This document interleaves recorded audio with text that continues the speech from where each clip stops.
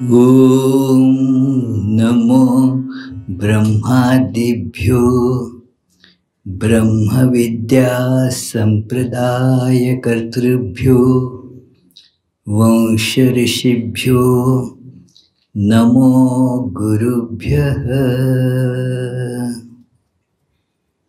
माझं जे इतकं मोठं स्वागत करण्यात आलं आणि ज्या विशेषणांची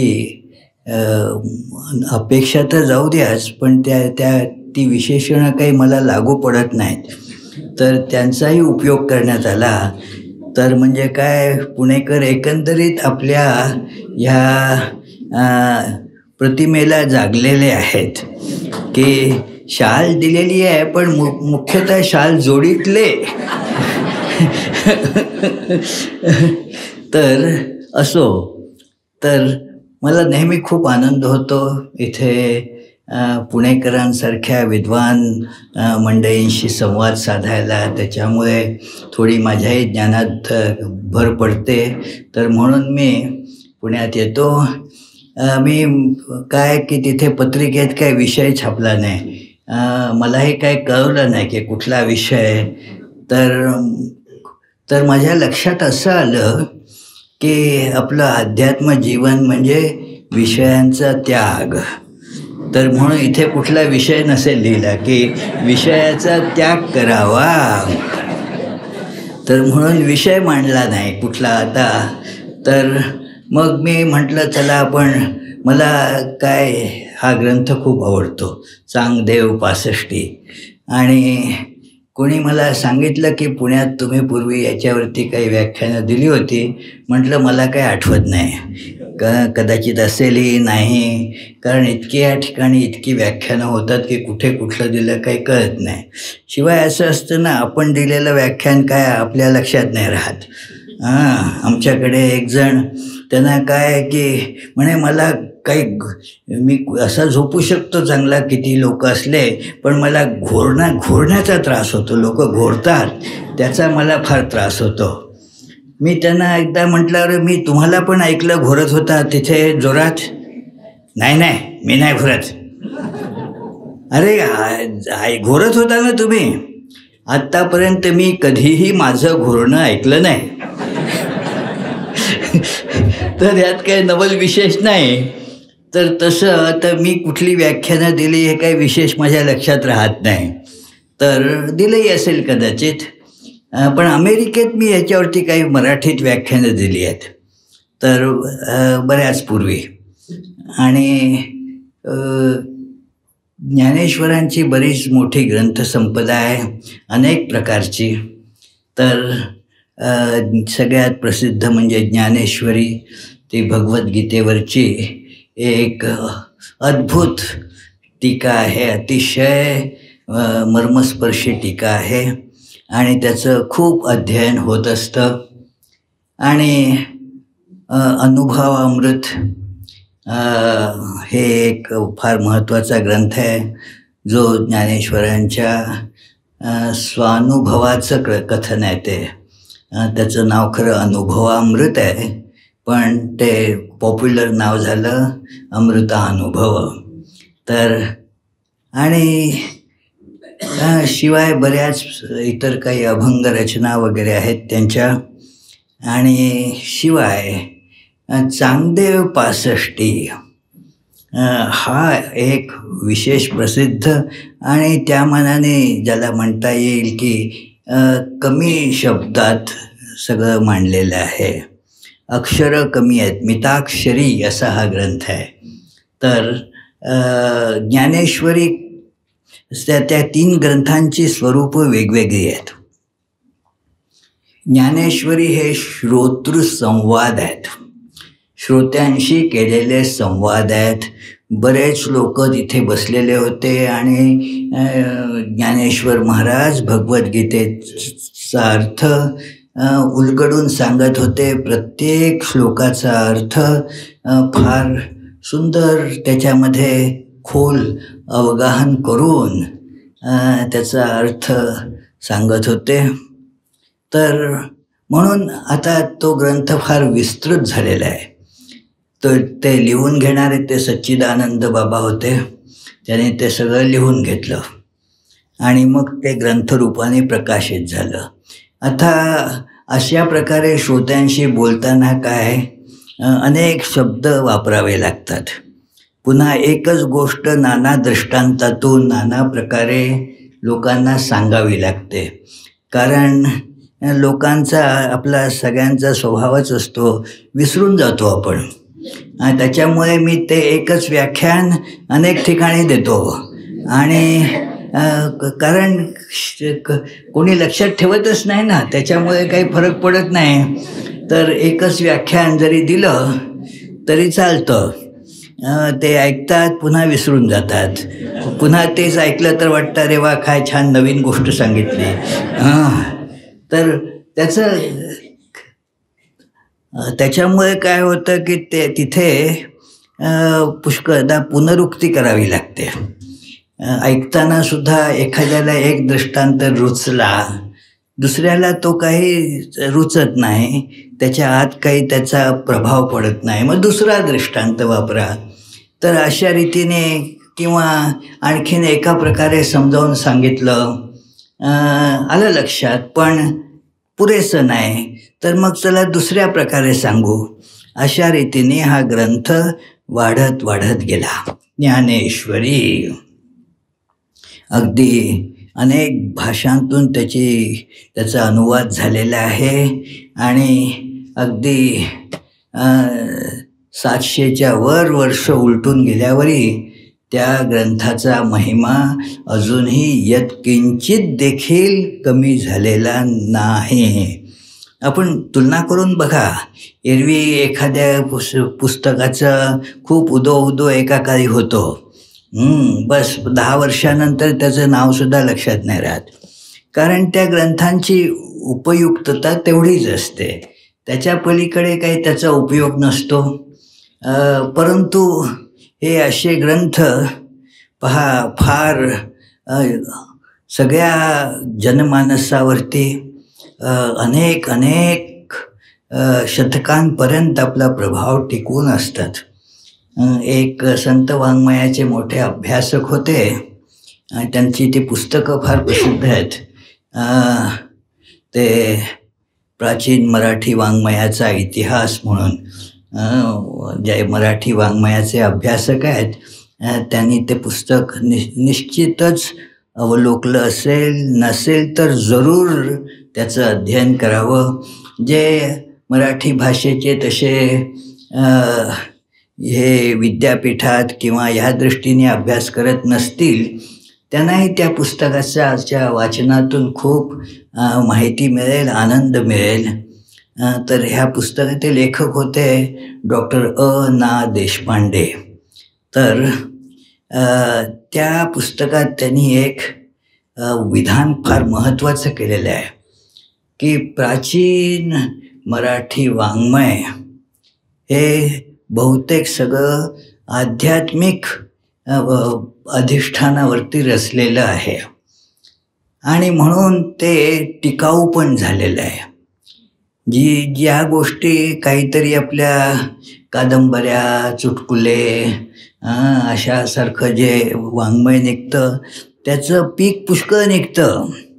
ते पीक म्हणजे काय, ते तणासारखं उगवतं आणि लगेच त्याचं ते संपून जातं. पण हे जे संतांचं वाङ्मय आहे, कारण त्याचा पायाच मुळी शाश्वत सत्य आहे. हे कृपया लक्षात घ्या की का बरं हे वाङ्मय चिरकालीन टिकतं. आता किती 5-6 हजार वर्ष झाली असतील भगवद्गीता सांगितली. 5000 तरी त्याचा रेकॉर्डच आहे 5000 वर्षांचा. तरी अजूनही त्या ग्रंथाचा महिमा किंचित तरी कमी झाला आहे का? नाही. अजून किती लोक त्याचं आणि संबंध जगभर अध्ययन करतात त्याचं.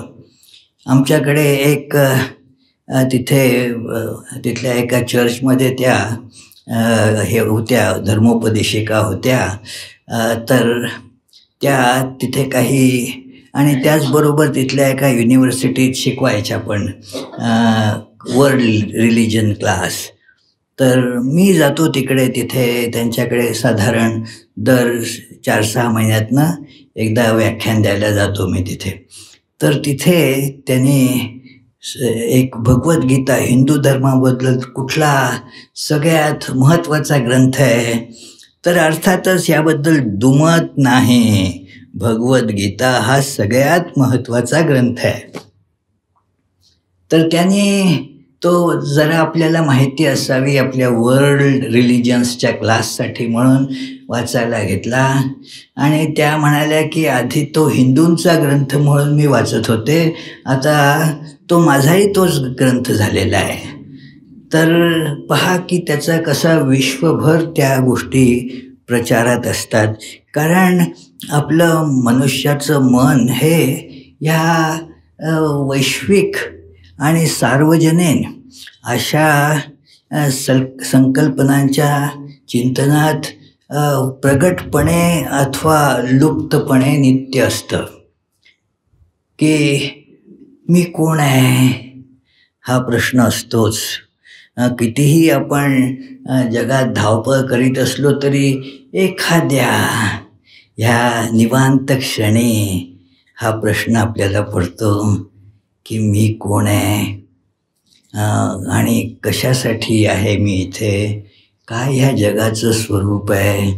ह्या प्रकारच्या कितीतरी गोष्टी मनामध्ये येतच असतात आणि त्या प्रश्नाची उत्तरं मनुष्यजात शोधतच असते. इतर प्रकार जीवांमध्ये हे दिसून येत नाही. की आमचे रंगनाथानंद स्वामीजी म्हणत असत की मनुष्यजात ही एकमात्र अशी आहे की जी ते इंटरब्रीडिंग अँड इंटरथिंकिंग, म्हणजे ते आपापसातच त्यांची ती प्रजोत्पादन होत असतं. इतर कुठल्या जीवाने त्याची ते सृष्टी करायला मदत करायची जरूर नाही पडत. आणि इंटरथिंकिंग ती फार महत्त्वाची गोष्ट आहे. आपण कधी बघतो का असं की चला काही कुत्री एकत्र जमून एखाद्या समस्येवरती विचार विनिमय करत आहेत. ते आहे एक गोष्टींमध्ये, पण त्या गोष्टी मनुष्याने रचलेल्या असतात. की चला उंदराने विचार केला की आता मांजरांचा धोका कसा टाळावा, पण ही गोष्ट माणसाने लिहिलेली आहे. उंदीर काही इतके मूर्ख नसतात. तर माणसं की काय उंदीर एकदा बसले, काय मांजराचा त्रास आहे आणि मग काय ते सोल्युशन त्याचं ते माणसांसारखंच काढलं. काय की मांजराच्या गळ्यात घंटा बांधावी. तर फक्त कोणी बांधायचा असा हा एवढा प्रश्न, मायनर प्रश्न राहिला म्हणे. पण तेवढ्यात ते मांजर आल्यामुळे ती सभा आटोपती घ्यावी लागली. तर पण वास्तविक उंदीर काही असा विचार विनिमय वगैरे करणारे नसतात. तर माणसंच एकत्र विचार करतात आणि ह्या प्रश्नांची उत्तरं शोधण्याचा प्रयत्न करतात.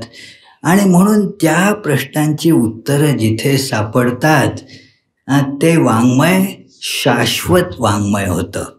ते कधी नष्ट होत नाही. जेव्हा अशा एखाद्या महापुरुषांच्या मुखातून त्याचं समाधान करणारे शब्द बाहेर पडतात तर मग ते चिरंतन असतात. ते सगळ्यांना सगळ्या काळासाठी लागू पडत असतात. सगळं तुम्ही याचा अगदी पडता घेऊ शकता. एखाद्या काही अशा पुष्कळ मराठी कादंबऱ्या वगैरे की प्रसिद्ध होतात. आता त्याचं नाव पण कोणाला माहीत नसतं. मी शाळेत शिकत असताना एक कादंबरी फार विख्यात झाली होती, रणजित देसाईंची स्वामी नावाची कादंबरी. प्रत्येकजण ते आता नवीन मुलांना विचारा कोणाला नाव तरी माहिती आहे का, त्याचं नाव पण नाही कधी ऐकलेलं.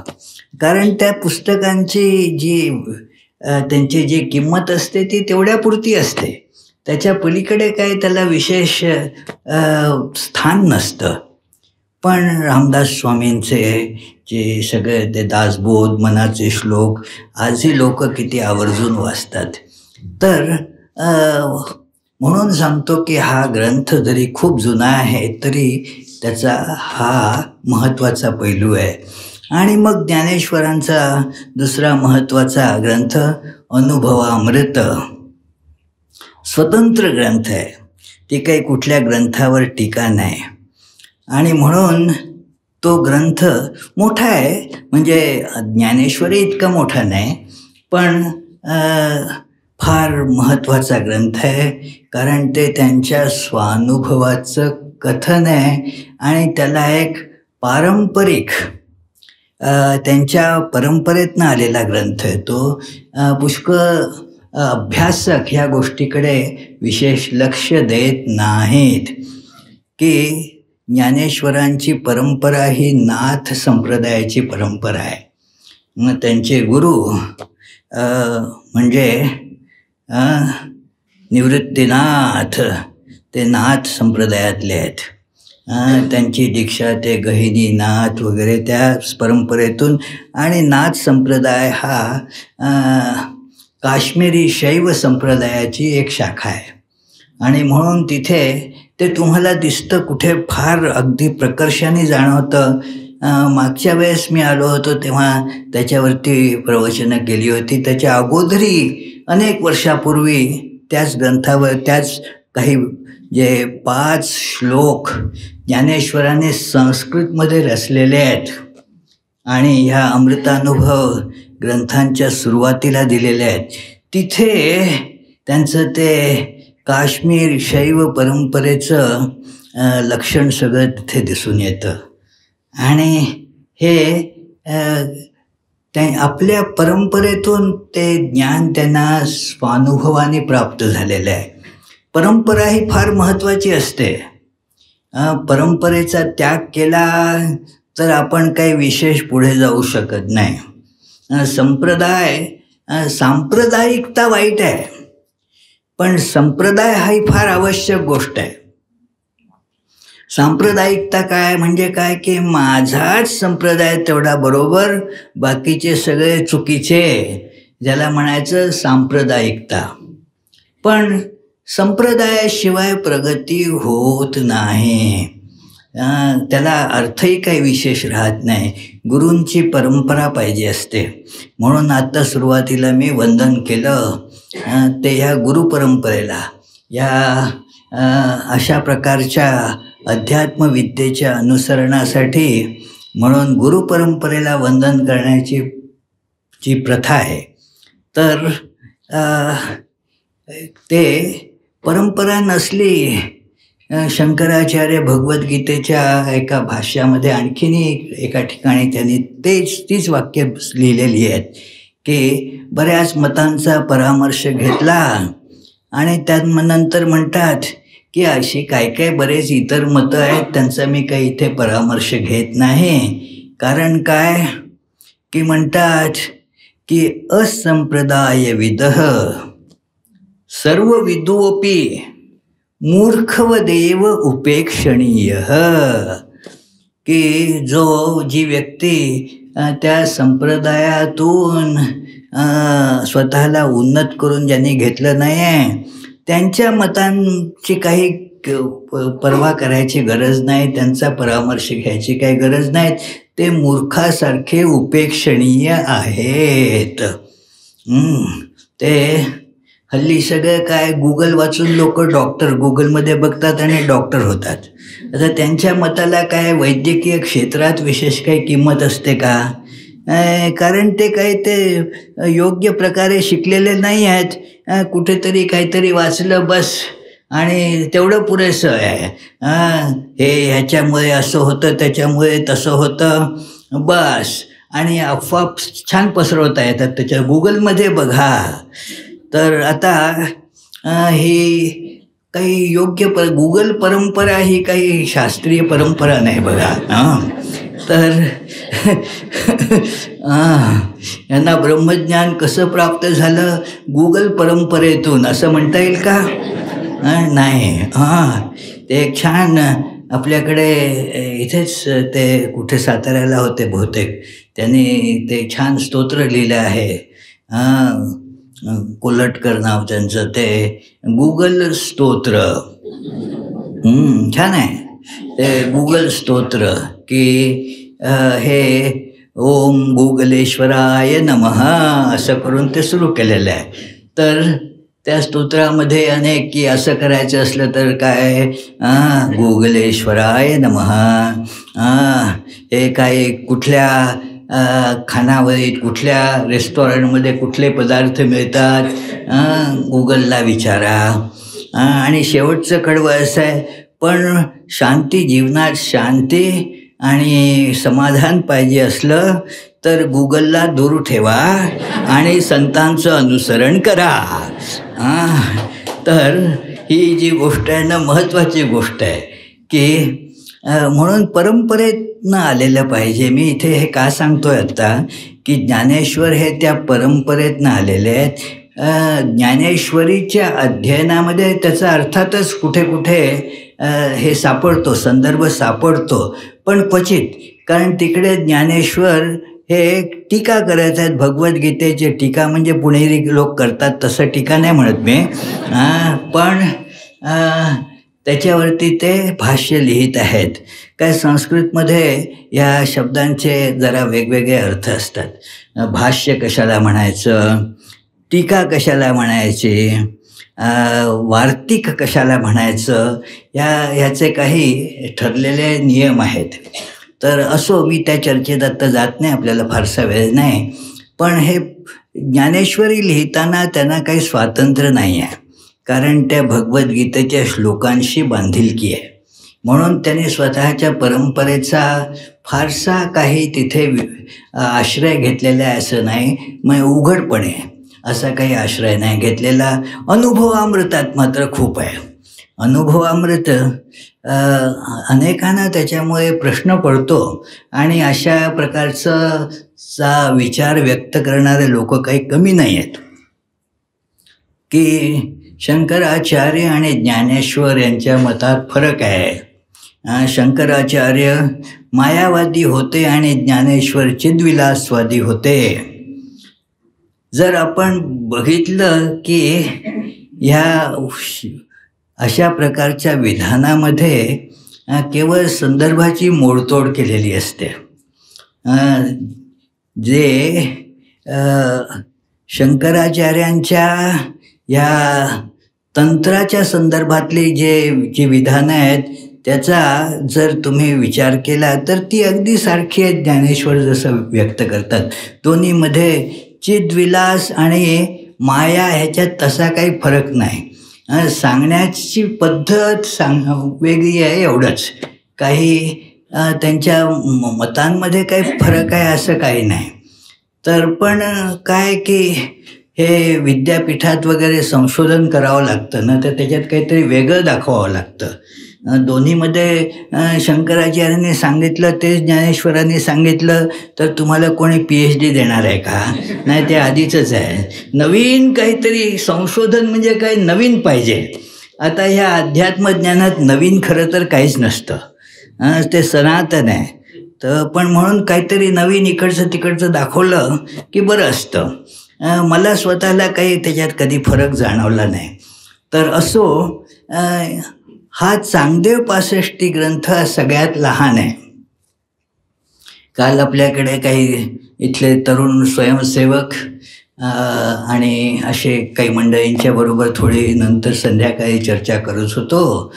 तर ते सध्या विवेकानंदांची पत्र त्याचं अध्ययन करत आहेत. तर फार सुंदर चांगलं अध्ययन होत आहे. आणि मी त्यांना त्यावेळेस सांगितलं, बघा पत्र असं बोलताना तुम्ही अनेक गोष्टी पुन्हा पुन्हा सांगता. पत्रामध्ये ते अभिप्रेत नाही.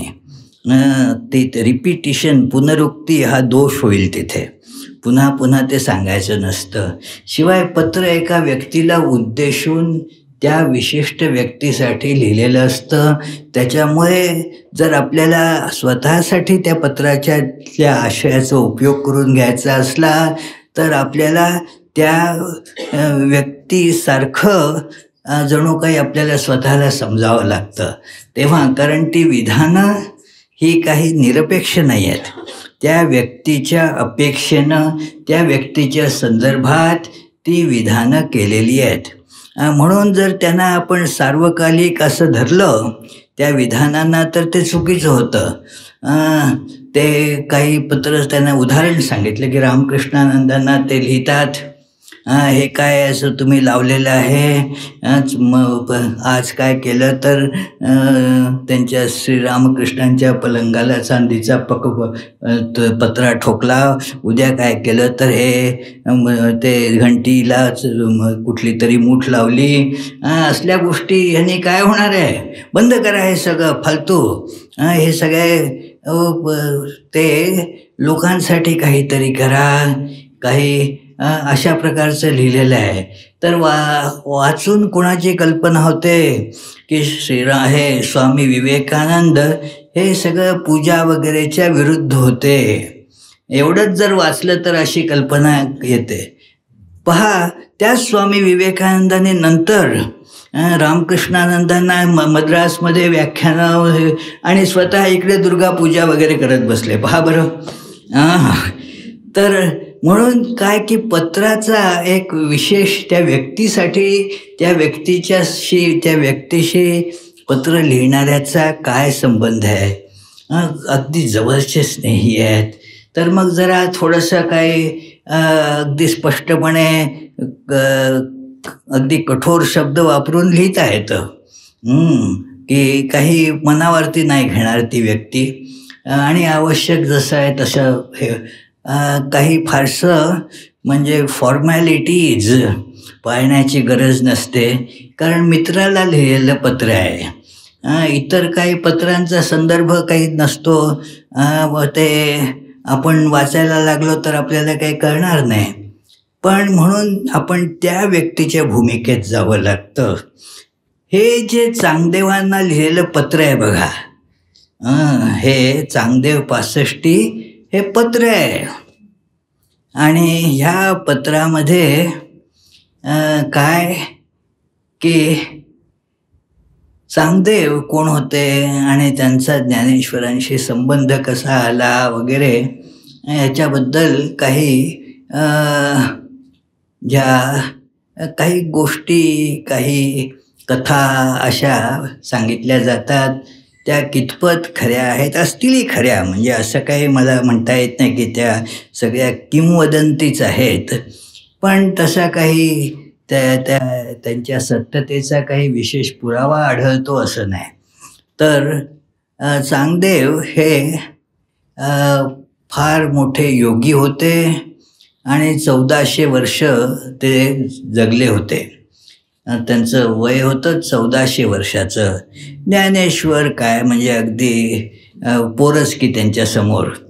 तर हे ज्ञानेश्वर आणि चांगदेव त्यांनी प्रचंड योग साधना केली होती आणि त्याच्यामुळे त्यांना अनेक प्रकारच्या सिद्धी प्राप्त झाल्या होत्या. कितीतरी विद्यांचा अभ्यास. आता 1400 वर्ष जगला मनुष्य.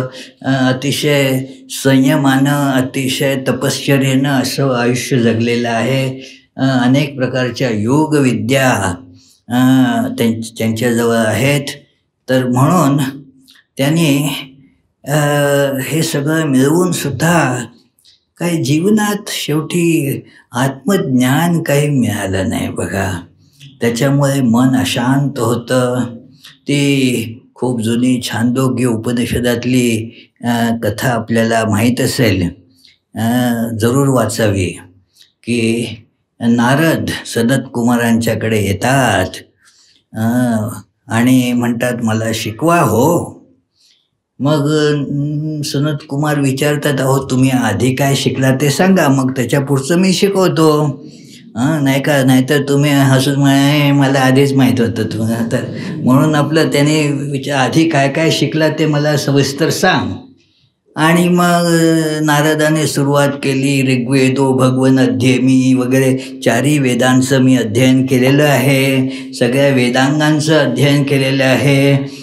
सगळं गणित, स्थापत्यशास्त्र, हे सगळं ज्योतिषशास्त्र, काय रसायनशास्त्र, एकही विद्येची एकही शाखा त्यांनी बाकी ठेवलेली नाही अभ्यास करायची. बघा ती जी मोठी यादी आहे ना, सगळीच्या सगळी शास्त्र त्याच्यात अंतर्भूत आहेत. संगीताचा अंतर्भाव आहे, नृत्यविद्येचा अंतर्भाव आहे, आणखीन ते जादूविद्या, गारुड विद्या, भारूड विद्या, काय म्हणाल त्या सगळ्या आहेत त्याच्यामध्ये.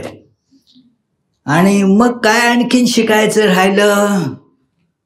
आणि ते अतिशय व्याकुळ होऊन म्हणतात की मंत्रविदोस्मी न तू आत्मविद. आणि त्याच्यामुळे काय मी अशांत आहे हो. आणि तुमच्यासारख्या महापुरुषांकडनं ऐकलं आहे की ज्यांना आत्मज्ञान होतात तेच शांती प्राप्त करीत असतात. तर म्हणून मी त्याच्यासाठी तुमच्याकडे आलेलो आहे. अतिशय व्याकुळतेनं केलेली ही प्रार्थना आहे की मला जीवनात शांती पाहिजे. हवी आहे का आपल्याला? नक्की हो म्हणून जोरात सांगा ना. हो शांती हवी आहे की नाही? हो. तर म्हणून काय की एका माणसाने काय केलं, इथे पुण्यात सोपे उपाय असतात ना आपल्याकडे. शांती हवी आहे तर बायकोचं नाव शांती ठेवलं.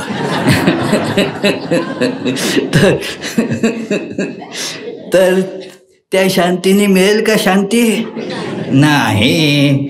तर शांती कशी मिळवायची? आत्मज्ञानानं शांती मिळते. कारण सर्व प्रकारच्या ज्या इच्छा असतात त्या समाप्त होतात आणि त्या इच्छांमुळेच अशांती असते. हे पाहिजे, ते पाहिजे, ते काय काय विचारू नका. तर म्हणून शांती मिळावी म्हणून त्याने ते सनत कुमारांकडे आले. चांगदेवांचंही अगदी असंच, अगदी समांतर अशी ही घटना आहे. ते इतिहासाची पुनरावृत्ती होत असते तसा हा छांदोग्य उपनिषदातला प्रसंग जणू इथे अवतरलेला आहे की हे इतके विद्वान, सर्व शास्त्रांचं मध्ये पारंगत्य असलेले असे चांगदेव, त्याने ज्ञानेश्वरांबद्दल ऐकलं की ह्याने इथे रेड्यामुखी वेद वदवले हो. इथे त्यांचं सगळे आत्मज्ञानी आहेत ते. त्यांना ह्या जीवनामध्ये कुठलीही वासना नाही, जीवनाबद्दलचीच काही वासना नाही, असे हे महापुरुष आहेत.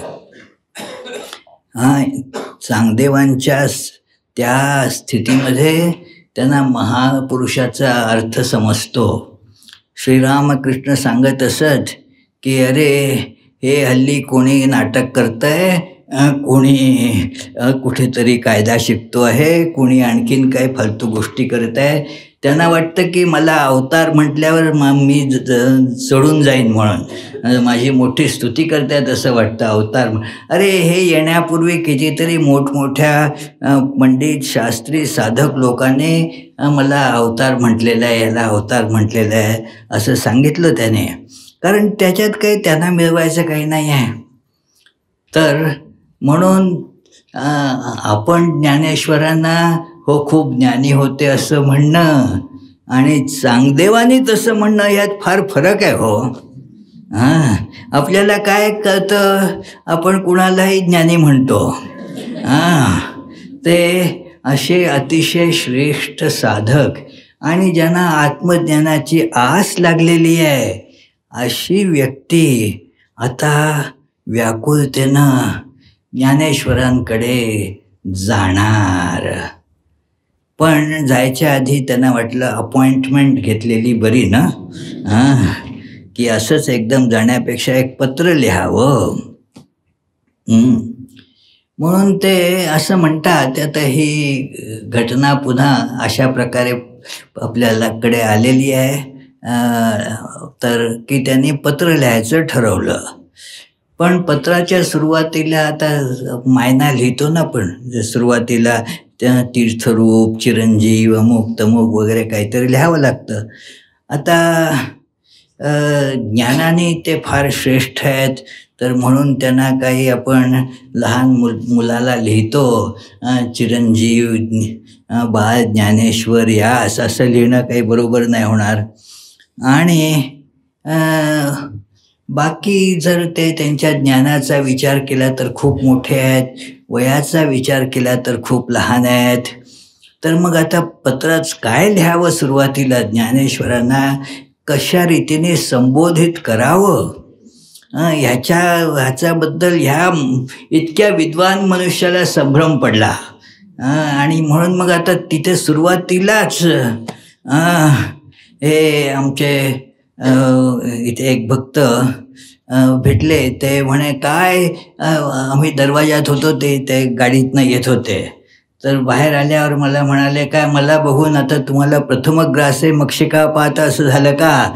नाही नाही नाही म्हटलं, मला तुमच्या दर्शनाने फार आनंद झाला. तर हे पहिल्यांदाच आता तिकडे काही पुढे जाईच ना गाडी. शेवटी मग काय की त्याने तसंच कोरा कागद पाठवून दिला ज्ञानेश्वरांकडे, कोरा कागद पाठवून दिला. कारण काय लिहायचं कळेच ना.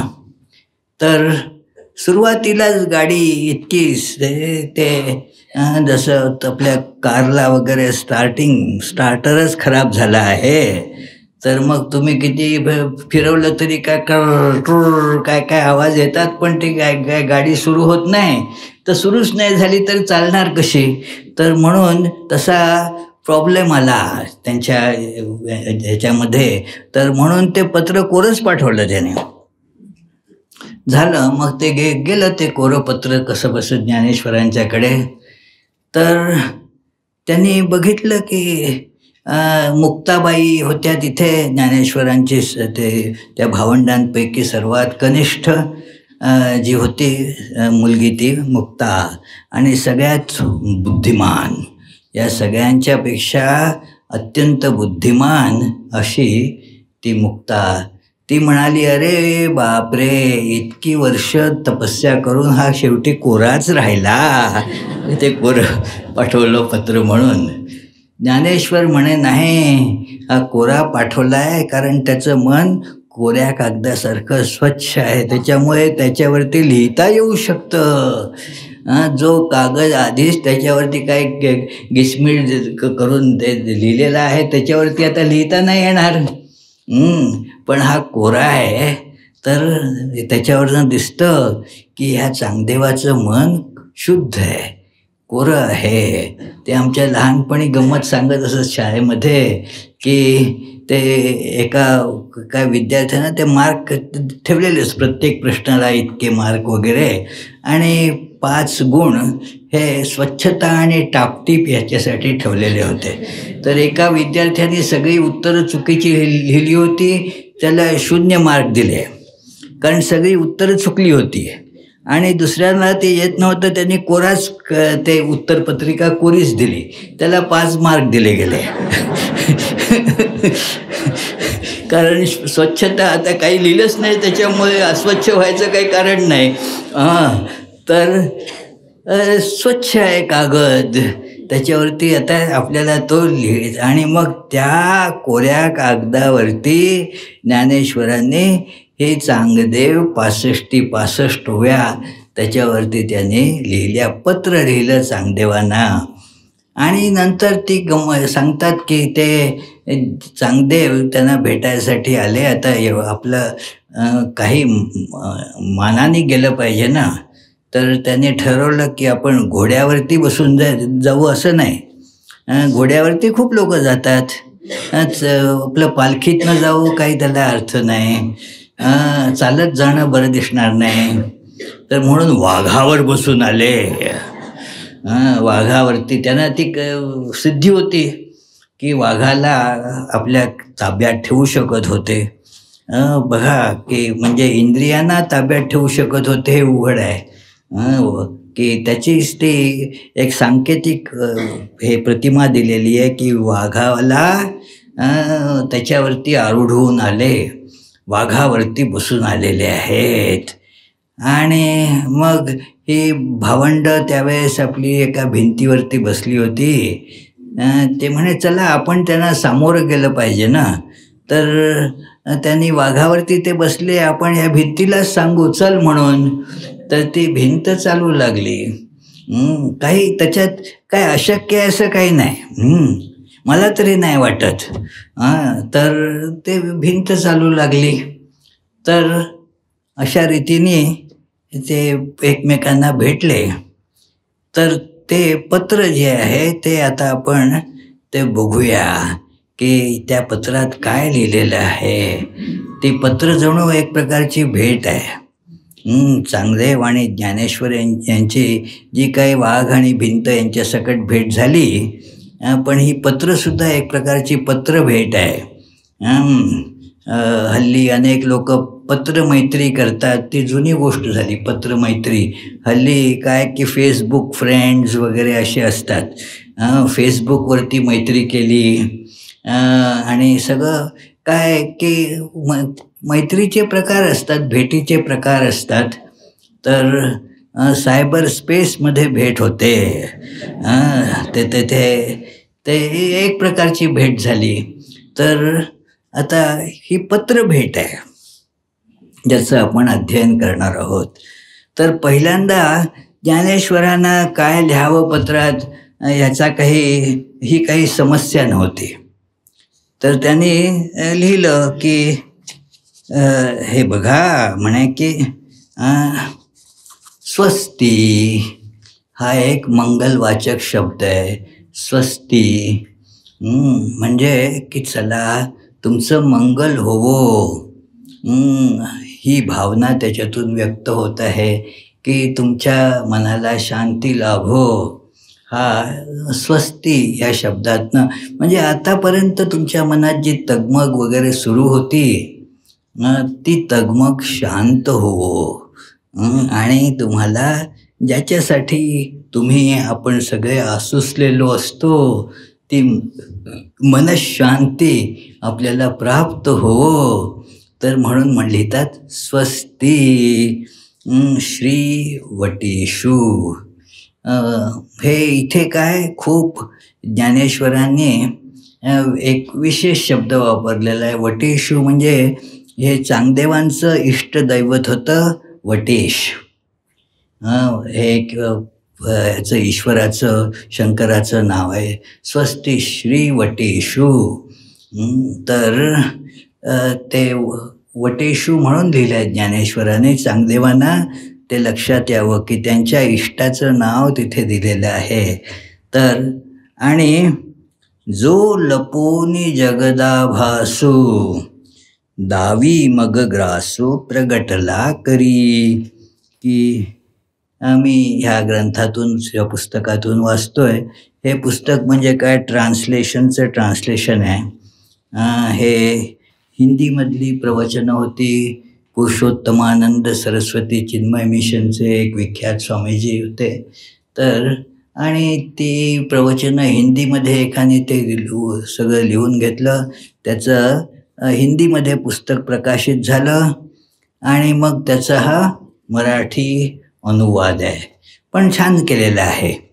तर असो, तर स्वस्ती श्री वटेषु जो लपोनी जगदाभासू दावी मग ग्रासू प्रगटला करी. जो परमात्मा अव्यक्त राहून ह्या जगताचा आभास दाखवितो तो अभिव्यक्त होऊन जगताच्या आभासाचा लय करतो. हा जो भगवद्गीतेच्या भाषेत ज्ञानेश्वरीतही असाच गुरुला एक दृष्टांत दिलेला आहे की माववीत विश्वाभासू नवल उदेला चंडांशू अद्वयाब्जिनी विकासू वंदू आता.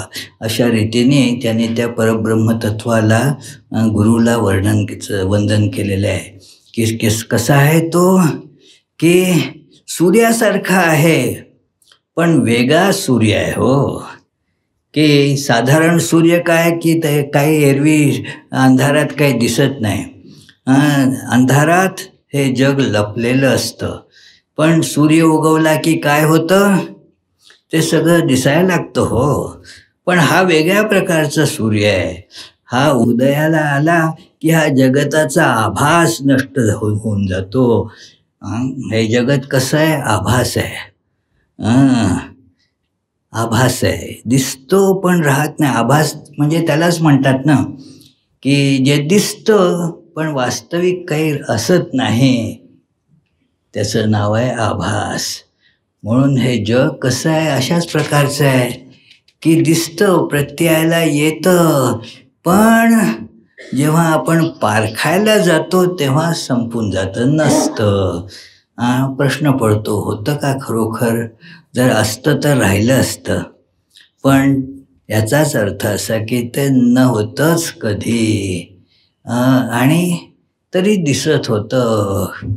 म्हणून तो सूर्य नवलाचा सूर्य आहे की तो काय करतो तर अद्वय तत्वाचं ज्ञान करून देतो. या सगळ्या भेदांचा निराश करून त्याच्या मागे जे अद्वैत तत्व आहे, जे सत्य आहे, त्याची तिथे उपलब्धी करून देतो.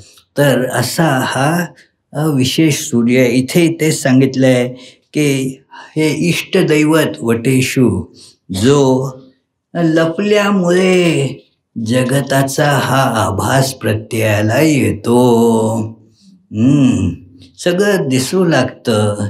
जसं ढगामध्ये आपण नाना प्राणी बघतो की नाही, लहान मुलं, ते बघा तिकडे हत्ती चाललेला आहे, पण तो हत्तीच नंतर काय की थोडं वारा वगैरे आला दुसऱ्या प्रकारे की उंट दिसू लागतो, त्याचंच हरिण दिसू लागतं, त्याचंच ससा दिसू लागतो.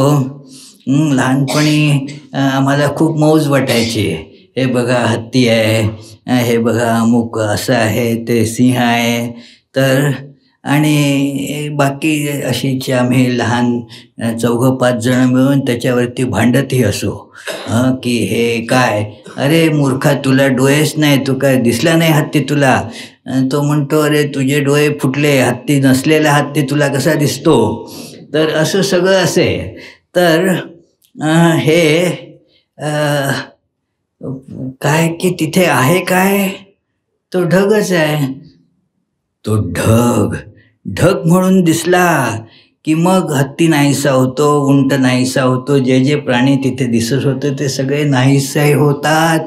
कारण हे दिसतं की तो ढगच ह्या सगळ्या अनित्य अशा प्राण्यांच्या रूपाने दिसत होता आपल्याला. तर असंच हा एकमेवा द्वितीय परमात्मा, तोच खरा आहे मित्र हो. कसं सांगू तुम्हाला, तोच खरा आहे. तोच ह्या नाना रूपाने फक्त दिसत आहे, एवढंच हो. ही नाना रूप ही येतात जातात, त्यांच्यात काही सत्यत्व नसतं.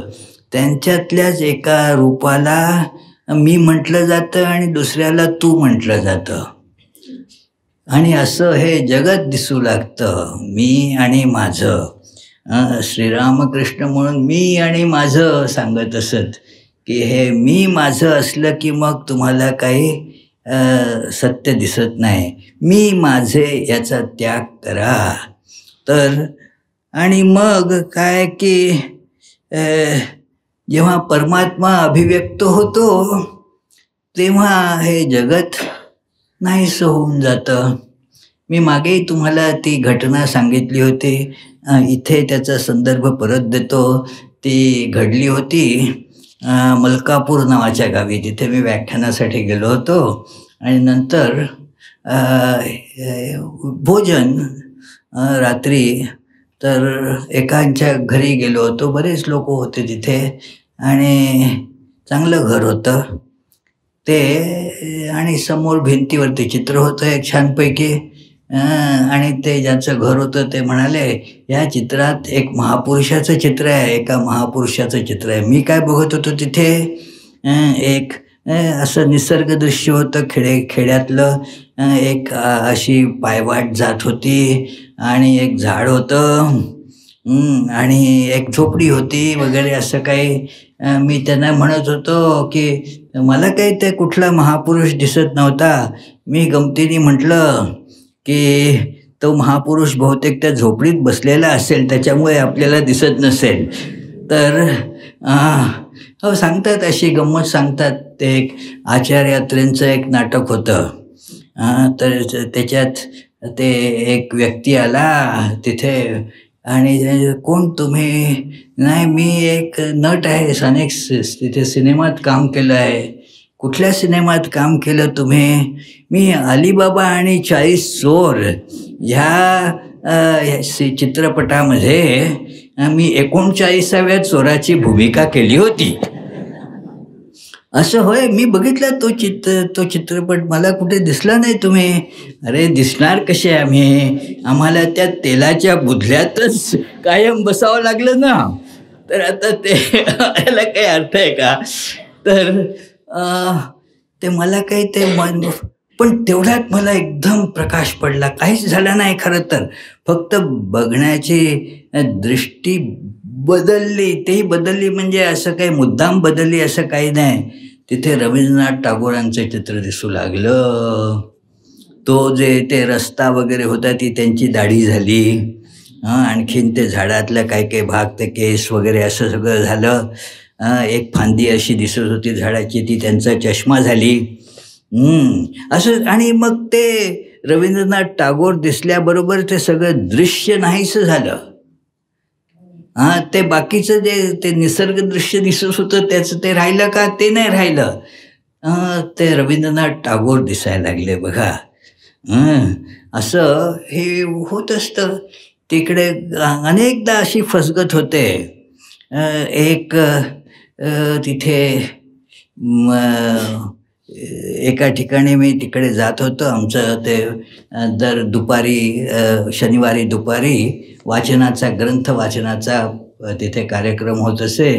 तर मी गेलो गाडी घेऊन आणि मग ती गाडी बॅक करू लागलो, त्यांच्या त्या ह्याच्यातनं मागे नेऊ लागलो आणि दिसलं की जिथे कुत्रा आहे, हो एक उभा कुत्रा आहे. तर मी वाट बघू लागलो की तो कुत्रा जाईल बाजूला, मग मी गाडी मागे नेईल का. नाही तर मी मागे न्यायला लागलो, पळायला तो कुठे. तर म्हणून मी बघितलं काय ते, पण ते आले ना ते कुत्रं. तर मग लक्षात आलं की ते दगडाचा कुत्रा आहे, तो काही जाणार नाही आहे तिकडनं. आणि मग काय प्रश्न, आणि मग तो दगड झाला, कुत्रा राहिला का तो? आता तो कुत्रा नाही आहे, कुत्र्याचा पुतळा, दगडी पुतळा आहे. तर तसंच ते कुत्रे पण नाहीसं होतं जेव्हा दगड पण दिसू लागतं. तसंच ह्या जगताचं जे भगवत स्वरूप आहे ते दिसू लागलं की हे जगत रूप नाहीसं होतं. तर म्हणून हे आणि आपल्याला दिसतं. तुम्ही श्रीरामकृष्णांचं जीवन बघितलं ना, तर हे सगळं किती प्रत्यक्ष त्यांना दिसत असे की ह्या सगळ्यामध्ये ईश्वरच भरून राहिलेला आहे, कारण तोच खरा आहे. मला कधीकधी हे मी गायडेड मेडिटेशन, एक प्रकारचं काय म्हणता येईल त्याला, संचालित ध्यान असं हे करत असतो तिथे. तर इथे मी नागपूरला मला सांगितलं तुम्ही करा म्हणून. तर म्हणजे ठीक आहे बुवा, आपल्याला काय जेवण देता येत ना, बरोबर, चांगलं आहे. तर म्हणजे जे जेवण देतात त्यांचं ऐकायला पाहिजे की नाही. तर मग ठीक आहे म्हटलं. तर तिथे सांगितलं की बघा, एक कल्पना करा, एक सगळ्या बर्फांच्या तुकड्यांचा मोठा ढीग आहे. मोठा ढीग आहे, सगळे वेगवेगळे तुकडे दिसत आहेत. काही लहान आहेत, काही मोठे आहेत, काही ह्या आकाराचे आहेत, काही त्या आकाराचे आहेत. प्रचंड मोठा कशाचा ढीग आहे? बर्फाच्या तुकड्यांचा ढीग आहे. डोळ्यासमोर आणा. काय झोपले असाल तर उठा आणि डोळ्यासमोर आणा. असो, कारण अशा प्रवचनांमध्ये झोप लागण्याची शक्यता फार जास्त असते. असो. अहो, मला सांगितलं एका बाईने तिकडं अहमदाबादला, तुमची प्रवचनं मी नेहमी ऐकते, त्याचे रेकॉर्डिंग्ज आहेत ते यूट्यूबवरती वगैरे मी ऐकते नेहमी. जेव्हा मग रात्री काय कधी झोप येत नाही तर तुमचं ते प्रवचन लावलं की आपोआप झोप येते. तर म्हणून सांगतो, झोपा काय हरकत नाही, पण तुम्ही झोपला तर हे आता तुमच्या डोळ्यासमोर नाही येणार ना बर्फाचा ढीग, तर म्हणून म्हणतो तेवढ्यापुरतं तरी उठा. तर असं आहे. तर हे डोळ्यासमोर आणा. बघा काय की हे वेगवेगळे आहेत बर्फाचे तुकडे. त्यातल्या एका तुकड्याचा मी होतो, दुसऱ्या तुकड्याचे ते दुसरे बाकीचे लोक होतात. त्यातलेच काही माझे आईवडील बनतात. एक बर्फाचा तुकडा, दुसऱ्या तशाच बर्फाच्या तुकड्याला मग माझी आई आहे, माझे वडील आहेत, माझे भाऊबंद आहेत, माझे अमुक. तर सगळ्यांशी संबंध जोडतो. वेगवेगळे आहोत ना आपण. काही आपले मित्र असतात, काही शत्रू असतात, काही बाकीचे काही संबंध नसतो असे असतात. सगळं आपण वेगवेगळे आहोत. आपण वेगवेगळे आहोत का? जरा तो बर्फ वितळायला लागला की दिसू लागतं, अरे आकार कशाला मी म्हणत होतो, कशाला तू म्हणत होतो. सगळं वितळून एक होतं आणि न वितळताही एकच होतं की नाही. ते वितळायला खरोखर आवश्यक होतं का? वितळलेलं नसताना सुद्धा स्वरूपतः ते एकच आहे. तर म्हणून हा महत्त्वाचा भाग आहे याच्यातला, की हे जग नाहीसं होतं म्हणजे काय, की त्या नामरूपांमधलं सत्यत्व नाहीसं होतं. ती नामरूपं दिसतही असतात, पण दिसली तरी त्याच्यामध्ये सत्यत्व बोध राहत नाही. सत्य एकमेव परमात्मा वस्तूचं आहे. जसं श्रीरामकृष्ण नित्य म्हणत असत की ईश्वरच वस्तू. आणि हा एक नवीन शब्द त्यांनी भाषेला देणगी दिलेला आहे, बाकी सर्व अवस्तू. मी आणखीन कुठे हा शब्द वाचला नाही आहे, अवस्तू. तर ईश्वरच वस्तू, बाकी सगळं अवस्तू. म्हणजे दिसतं पण असत नाही, त्याच्यात काही अस्तित्व नाही आहे. तर तसं हे जेव्हा ते प्रगट परमात्म तत्व आपल्या जीवनामध्ये ते दिसू लागतं, तर मग या विविध भेदांचा ऱ्हास होतो. त्या गोष्टी रूपती डोळ्याने जरी दिसत असली तरीसुद्धा त्याच्यातलं सत्यत्व जाणवतच नाही, नसतंच मुळी. सत्याचं ज्ञान झाल्यामुळे त्याचा लोप होतो. अर्थातच मी आहे, हे आमचं हे आहेत, हे ते आहे, त्यांचं ते सगळे संबंधही नाहीसे होतात. त्यांना काही अर्थ उरत नाही. दिसले, व्यवहारापुरते असले तरीसुद्धा त्यांना काहीही अर्थ उरत नाही. प्रगटे तव तव न दिसे. आता पहा ना कशीही असं काव्यात्मक भाषा आहे. इथे पहा, जेव्हा प्रगट होतं तेव्हा दिसायला पाहिजे की नाही. प्रगटे तव तव न दिसे, लपे तव तव आभासे. प्रगट ना लपाला असे, न खोमता जो. त्या परमात्म तत्वाचं सर्वातीतत्व व्यक्त करतात. सर्वातीतत्व आणि त्याच्याबरोबरच सर्वगतत्व, की तो त्या परमात्म्याला कशाचाच स्पर्श होत नाही आणि तरी तो प्रत्येक गोष्टीमध्ये अनुस्यूत आहे. तर ह्याला म्हणायचं ते सर्वातीतत्व आणि सर्वगतत्व. तो सगळ्या रूपांमध्ये आहे, पण कशानेही लिप्त होत नाही. म्हणजे आपल्याला कधी कधी वाटेल की हे योगात्मानंदात पण आहे, म्हणजे योगात्मानंद ज्या गडबडी करतो त्या परमेश्वर करतो असं होतं पुष्कळांचं. अरे तोच करता करविता आहे, तर मग माझ्यावरती काही जबाबदारी नाही हो, ते त्यांनीच केलेलं आहे सगळं काही. ते हे सगळं काही नाना कुकृत्य केली आहेत ती पण त्यांनीच, कारण मी काही करत नाही ना, तोच करतो. तर हे अशा प्रकारचा भाव येऊ शकतो. नाही, त्याला कशाचाच स्पर्श होत नाही, कोणाच्याही सत्कृत्याचाही स्पर्श होत नाही, दुष्कृत्याचाही स्पर्श होत नाही. तो सगळ्यात अनुस्यूत आहे, पण कशाचा स्पर्श होत नाही. तर हे परमात्मा जेव्हा अभिव्यक्त होतो तेव्हा जगाचा आभास दिसत नाही. जेव्हा परमात्मा ज्ञात होत नाही तेव्हा जगत भासू लागते. परमात्म तत्वाला प्रगटणे किंवा लपणे हे दोन्ही विकार स्पर्श करत नाहीत. कारण काय शब्द असतात ना, त्या शब्दांचे विशिष्ट अर्थ असतात. आपले व्यावहारिक जीवनात आपण जे शब्द वापरतो तेच शब्द वापरलेले आहेत. आता ही काय की एक आवश्यकता आहे. कारण आपल्या समोर एखादं तत्त्व ठेवायचं तर काय की भाषेचा उपयोग करावा लागेल ना. आता भाषेचा हा उपयोग शब्द किंवा भाषा एकंदरीत ही आपल्या व्यावहारिक जीवनात उपयोगासाठी आणायला असते आणि म्हणून तसेच अर्थ असतात त्याचे.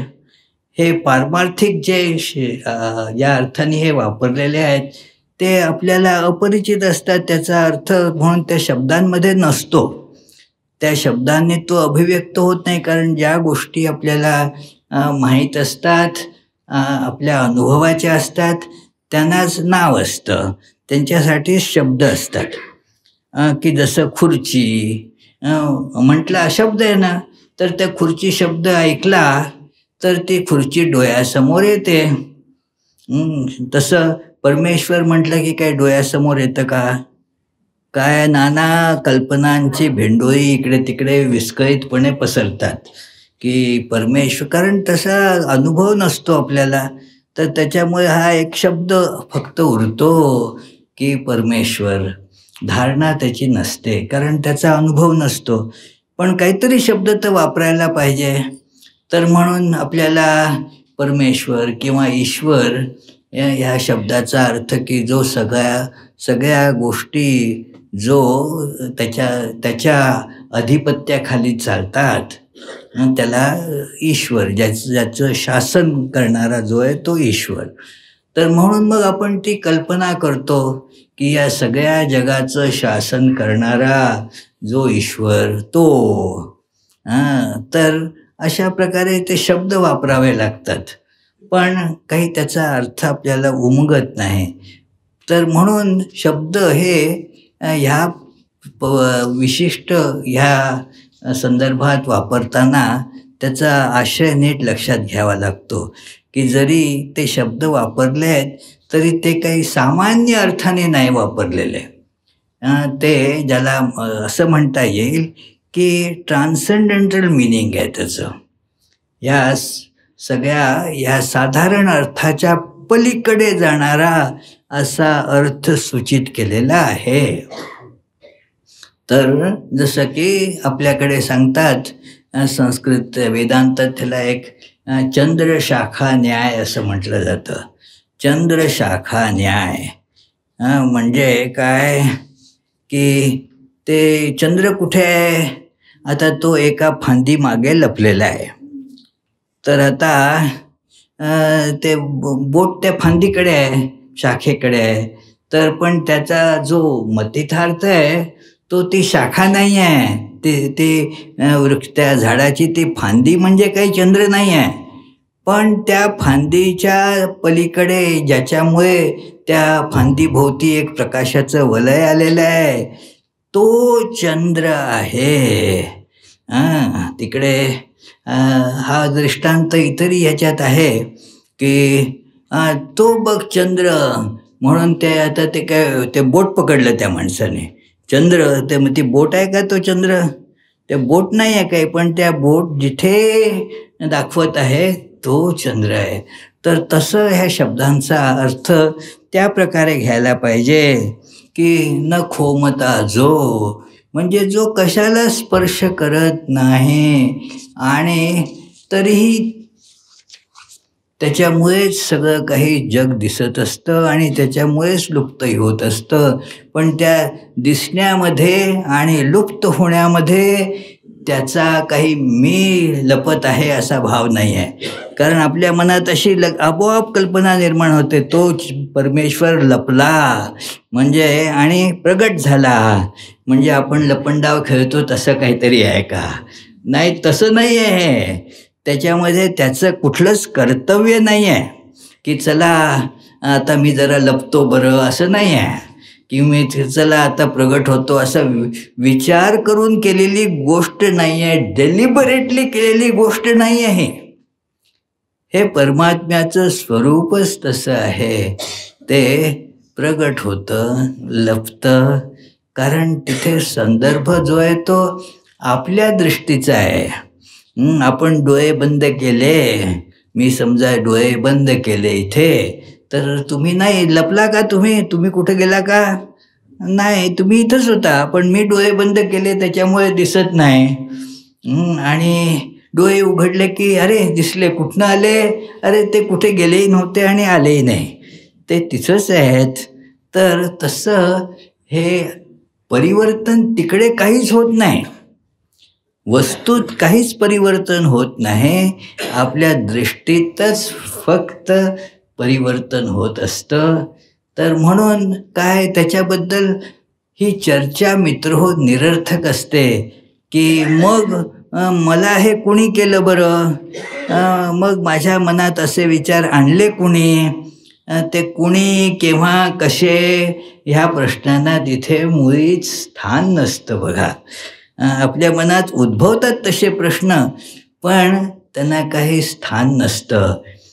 विशेष करून हे प्रश्न केव्हा उद्भवतात की जेव्हा आपल्याला काही मनासारखं झालं नाही की मग हे प्रश्न फार जोरात येऊ लागतात की हे माझ्याचवरती त्यांनी अन्याय का केला, म्हणजे दुसऱ्यावरती केला असता तर मला काय फरक पडला नसता पण माझ्याचवरती अन्याय का केला परमेश्वरानं, फार असे प्रश्न जोरात समोर येतात हो.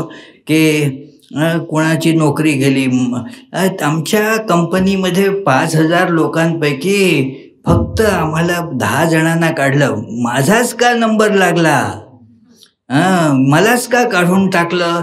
एक तिथे प्रॉव्हिडन्समध्ये एक इसम जोरजोरात म्हणत होता, काय ह्या परमेश्वराला काही कळत नाही का, त्याच्यामुळे मला किती त्रास होणार आहे, माझ्या कुटुंबाला किती त्रास होणार आहे, आणि परमेश्वराने असं का करावं, व्हाय मी, त्याचे ते पुन्हा पुन्हा विचार की व्हाय मी, मला का असं केलं. काही आपल्या जीवनात काही अनपेक्षित दुःखदायी घटना घडल्या की आपल्या मनात असा प्रश्न येतोच, मला का बरं असं, मला का केलं. त्याला म्हटलं, जेव्हा तुला नोकरी लागली त्या कंपनीमध्ये तेव्हा 1000 लोकांच्यापैकी तुम्हा 4-5 लोकांना निवडलं असेल, तेव्हा तुझ्या मनात हा प्रश्न आला की आला का कधी, मलाच का निवडलं म्हणून. नाही, तेव्हा नाही प्रश्न आला हा. ह्या प्रश्न हे केव्हा येतात, जेव्हा आपल्याला काही धक्का बसतो, काहीतरी दुःखद होतं, तेव्हाच मग काय की त्यांनी परमेश्वराने असं का केलं, मला नोकरी देताना परमेश्वराने कशी मलाच दिली त्याचा विचार नाही आहेत. तर हे असं सगळं आपलं कसं की स्वतःच्या स्वार्थाभोवती गुरफटलेलं असतं. म्हणून हे प्रश्न काही परमेश्वराला विचारताच येत नाहीत. स्वामी विवेकानंद म्हणतात, तुम्हाला लॉजिकल उत्तरं पाहिजेत ना, तर आधी लॉजिकल प्रश्न विचारा. लॉजिकल प्रश्न विचारले तर आम्ही लॉजिकल उत्तरं देऊ. तुमचे प्रश्नच इलॉजिकल, हे तर्कदुष्ट प्रश्न आहेत, त्याच्यामुळे त्यांना तर्कशुद्ध उत्तरं कशी देताच येणार नाहीत. तर म्हणून हे काहीही परमेश्वर करत नाही आहे आणि तरी सगळं काही करत आहे.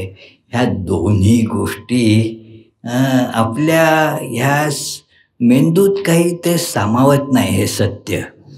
पण जेव्हा थोडासाही आपण विचार करतो दिसतं की जग हे किती प्रकारच्या विरोधाभासाने भरलेलंच आहे मुळात. आम्ही एक पुष्कळदा गंमत सांगतो, त्याचं येईल पुढे त्याचा संदर्भ, की एखादी गोष्ट एक आहे की अनेक आहे. ती जी एक असते तीच अनेक असते. तीच कारण सांगताच येत नाही आपल्याला एक एक एक आहे की अनेक आहे. आता समोर माझ्या मायक्रोफोन आहे, तर एक आहे तसं म्हटलं तर, पण पहा त्याचे कितीतरी वेगवेगळे छोटे छोटे तुकडे आहेत, त्याच्यामध्ये भाग आहेत. तर तीच गोष्ट एक असली काय अनेक झाली. एखादी व्यक्ती श्रीकांतानंदजी बसले आहेत समोर, तर एक आहेत. पण जर त्यांच्या अवयवांचा विचार केला, हात पाय नाक तोंड डोळे कान वगैरे अनेक झाले. जर त्यांच्यामधल्या ह्या रक्तपेशींचा जीवाणूंचा विचार केला तर ते बापरे, कितीतरी कोटी कोटी वगैरे होऊन जातील. तर एक आहेत की अनेक आहेत. एका पुराणे सांगितलं, शाळेत त्यांना शिकवत होते एक वचन आणि अनेक वचन. तर विचारला प्रश्न की सांग बरं रे, पॅन्ट एक वचन आहे की अनेक वचन आहे? त्यांनी सांगितलं वरती एक वचन आहे, खालती अनेक वचन आहे. तर बरोबरच आहे ना, ते प्रत्येक गोष्टीबद्दलच तसं आहे की एक आहे की हे आपल्या नेहमीच्या व्यवहारात येणारं असं हे कॉन्ट्राडिक्शन आहे बघा. हे एक आहे आणि तरीही अनेक आहे. परमेश्वर एकमेवाद्वितीय आहे, तरी अनेक रूपात काहीही परिवर्तन न होताना तो दिसत असतो. तर म्हणून ते पुढच्या श्लोकात म्हणतात, पुढच्या ह्या ओवीमध्ये म्हणतात, ज्ञानेश्वरांच्या म्हणजे ओव्या असतात. आमच्या त्यावेळेस एक हे प्रसिद्ध होतं कवन की ओवी ज्ञानेशाची अभंगवाणी प्रसिद्ध तुकयाची. तर असं सुश्लोक वामनाचा अन आर्या मयूरपंतांची. तर ओवी ही ज्ञानेश्वरांचं सगळं वाङ्मय हे या ओवीमध्ये लिहिलेलं आहे. तर ही जी तिसरी ओवी आहे, बहु जव जव होये तव तव काहीच न होये, काही न होनी आहे अवघाची जो. काय सुंदर शब्द आहेत. आणि हे अगदी जे मांडायला कठीण आहे अशा त्या तत्वाची किती सुंदरपणे मांडणी केलेली आहे बघा. की जेव्हा जेव्हा तो परमात्मा अनेकत्वानं प्रगट होतो, बहु जवळ होय, तेव्हाही त्यात काहीच परिवर्तन होत नाही. तसाच आहे. तिथे सिनेमामध्ये तुम्ही बघता पडदा दिसत असतो, त्या पडद्यावरतीच नाना प्रकारची चित्र दिसू लागतात, नाना प्रकारच्या घटना दिसू लागतात. काय कितीतरी प्रकारच्या घटनांनी भरलेला ॲक्शन पॅक्ड असा सिनेमा तुम्ही बघत आहात. तर काय ते पडदा तसल्यात तो काही करत नाही. काही न करताही तो एकमेवाद्वितीय पडदा अनेक होतो की नाही. त्याच्यामध्येच ते एक चांगला मनुष्य एक वाईट मनुष्य त्या पडद्यामध्येच आहे. तिथेच राम आहे आणि तिथेच रावण आहे. ते दोन वेगवेगळे पडदे करायचे का? राम भक्त असतील कोणी तर म्हणजे नाही नाही, हे कसं रावण आणि राम यांना एका पडद्यावरती कसं दाखवायचं, तो राक्षस कुठला आणि हे राम आमचं दैवत, वेगवेगळे पडदे करा, मग रामायण नाही होऊ शकत. एकाच पडद्यावरती लागतात ते. तसंच हे जग, त्याच्यातले सगळे सुष्ट दुष्ट, हे उच्च नीच मनुष्य आणि बाकी सगळ्या गोष्टी, ते सगळे कसे वेगवेगळे आहेत. पण तो पडदा बहु होताना त्या पडद्यात काहीच परिवर्तन होत नाही. आणि जेव्हा ते सिनेमा संपतो तेव्हाही त्या पडद्यात काहीच परिवर्तन नाही होत. तसंच परमात्मा काहीच होत नाही हो, त्याच्यात काहीच परिवर्तन होत नाही आहे. काहीही परिवर्तन न होताना हा परमात्मा आता अनेक दिसत आहे. दिसू द्या ना, काय बिघडलं तुमचं? जर परमात्मा आहे तर त्याची ती शक्ती आहे. आता त्याची शक्ती ज्याला चितशक्ती म्हणतात, तर ज्ञानेश्वर त्याच्याबद्दल वर्णन करतील. सगळं काही न होता अवघाची जो. तर इथे स्पष्टीकरणामध्ये या स्वामीजीने तो प्रसिद्ध मंत्र दिलेला आहे की ओम पूर्णमद पूर्णमिदं पूर्णात् पूर्णमुदच्यते पूर्णस्य पूर्णमादाय पूर्णमेवावशिष्यते. ते पूर्ण आहे आणि हेही पूर्णच आहे. त्या पूर्णातनंच हे पूर्ण उगवतं, तयार होतं. पण तसं करताना त्याच्यात काही परिवर्तन होत नाही आहे आणि म्हणून हे पूर्ण निघून गेलं तरी ते पूर्णच राहतं. त्यात काही ते फरक पडत नाही.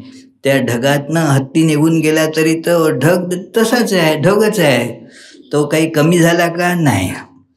तर तसंच हे परमेश्वर, तर तुम्ही बहु बघता की एक बघता, त्याच्यात परमेश्वरात काहीही परिवर्तन होत नाही. ही महत्त्वाची गोष्ट आहे. तर गणित नाही तर हे कसं आहे, पूर्णातनं पूर्ण काढलं तर काय उरेल? तुम्ही म्हणाल शून्य उरेल. वेगळंच गणित आहे हे.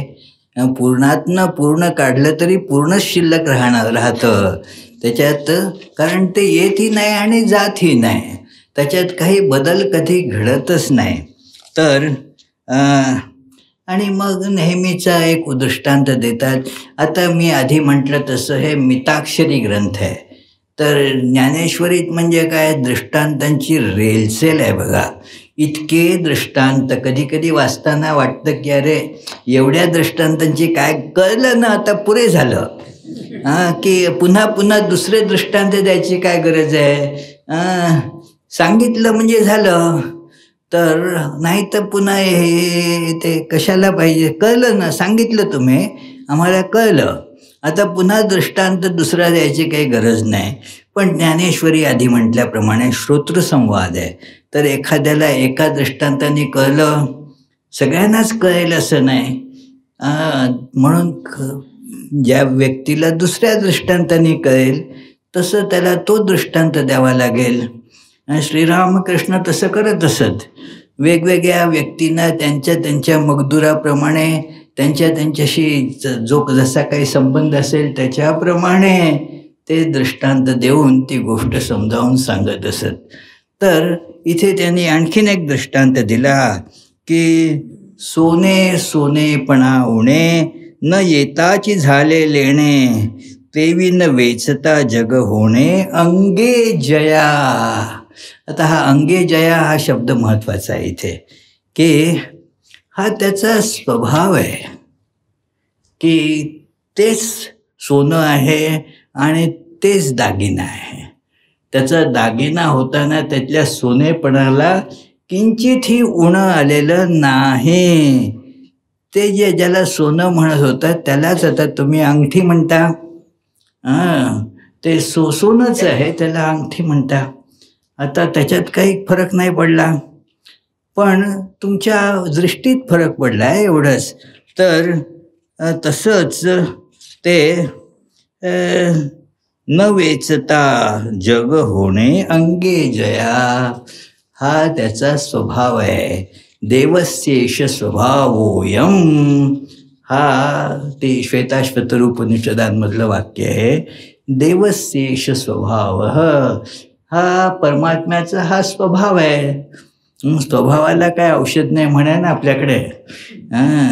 स्वभावाला औषध नाही, स्वभाव आहे त्याचा. तर देव एक असूनही बहु दिसतो, कारण काय नाही, त्याचा स्वभाव आहे तसा. आमच्या नागपूरमध्ये एक कधी घटना म्हणजे अशा पुष्कळशा मजेदार प्रसंग होतच असतात.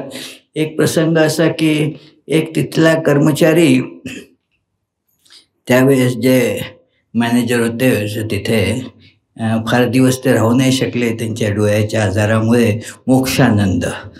तर ते तिथे काम करत आपलं बसले होते. त्यांच्याकडे गेला आणि सांगितलं, हा माझ्याशी, तो हा दुसरा आहे, तो खूप भांडतो माझ्याशी. आणि ते आपलं काही आता लिहित होते, त्याने आपलं काहीतरी विचारायचं, का भांडतो बरं? आता ह्या पोरानं काय 30 सेकंद असेल विचार केला, तो भांडखोर आहे म्हणून भांडतो. आता काय त्याला काय करणार, आता स्वभाव आहे. तो का भांडतो बरं, त्याला काही उत्तर नाही आहे. का भांडतो? भांडखोर आहे. तर तसंच देवाचा हा स्वभाव आहे बघा, अंगे जया. त्याला दुसरं काही आणखीन स्पष्टीकरणाची अजिबात गरज नाही. तर असं हे इथे वर्णन ह्याचं केलेलं आहे. आपण आणखीन याची चर्चा पुढच्या प्रवचनात करू. या प्रवचनात काय प्रस्तावनेत जरा अधिक वेळ गेला. ह्या चांगदेव कोण होते, ज्ञानेश्वर कोण होते, वगैरे वगैरे. असो, तर पुढच्या ह्याच्यामध्ये आपण आणखीन बऱ्याचशा ओव्या बघूयातल्या फार उत्कृष्ट आहेत. पण आता ह्या प्रवचनामध्ये काय वेळ संपलेली आहे आपल्याजवळची. त्यांनी अर्धा तास म्हटलं तर ठीक आहे, आपण अर्ध्या तासाचा आणखीन उपयोग करून घेतला. तर ह्याच्यानंतर आपल्याला गाणं वगैरे ऐकायचं आहे. तर म्हणून हे इथेच थांबवतो. ओम पूर्णमदः पूर्णमिदं पूर्णात् पूर्णमुदच्यते पूर्णस्य पूर्णमादाय पूर्णमेवावशिष्यते. ओम शांती शांती शांती. हरि ओम तत्सत्. श्रीरामकृष्णार्पणमस्तु.